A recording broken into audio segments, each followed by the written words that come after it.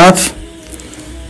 ମୁଁ ଜ୍ୟୋତିର୍ବିଦ ଗୋପାଳାଚାର୍ଯ୍ୟ ଆପଣଙ୍କୁ ଜନ୍ମାଷ୍ଟମୀ ବିଷୟରେ କିଛି କହିବାକୁ ଯାଉଛି।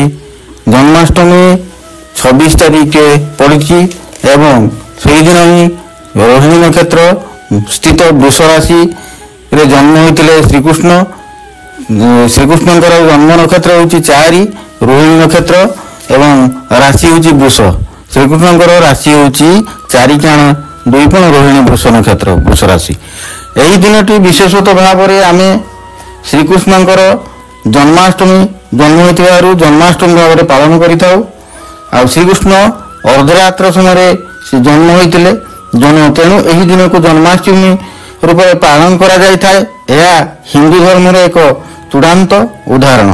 ଏହି ଦିନଟିରେ ବିଶେଷତଃ ଆମ୍ଭେମାନେ ଭଗବାନଙ୍କଠାରେ ନିଜକୁ ସମର୍ପଣ କରି ଶୁଦ୍ଧପୂତ ଭାବରେ ବସି ଓମ୍ ନମୋ ଭଗବତେ ବାସୁଦେବାୟ ମନ୍ତ୍ର ଭକ୍ତି ସହକାରେ ନିଜର ଶକ୍ତି ଓ ସାମର୍ଥ୍ୟ ଅନୁଯାୟୀ ଜପ କରନ୍ତୁ। ଏହା କଲେ ମନର ବିକାର, ଗର୍ବ, ଅହଙ୍କାର ମଧ୍ୟ ଦୂରେଇଯିବ, ସାଂସାରିକ ସୁଖ ମଧ୍ୟ ମିଳିବ ଓ ଲକ୍ଷ୍ମୀଙ୍କର ଆଶୀର୍ବାଦ ମଧ୍ୟ ମିଳିବ। ଆହୁରି ଗୋଟିଏ କଥା ମନେ ରଖନ୍ତୁ ବନ୍ଧୁଗଣ, ଏହି ଦିନରେ ଆପଣ ବିଶେଷତଃ ଭାବରେ ମୟୂରଚନ୍ଦ୍ରିକା ଘରକୁ ନେଇ ଆସନ୍ତୁ ଏବଂ ବଇଁଶୀ, ଯୋଡ଼ା ବଇଁଶୀ ବା ଗୋଟିଏ ବଇଁଶୀ ଆଣି ଘରେ କିଣି ରଖନ୍ତୁ।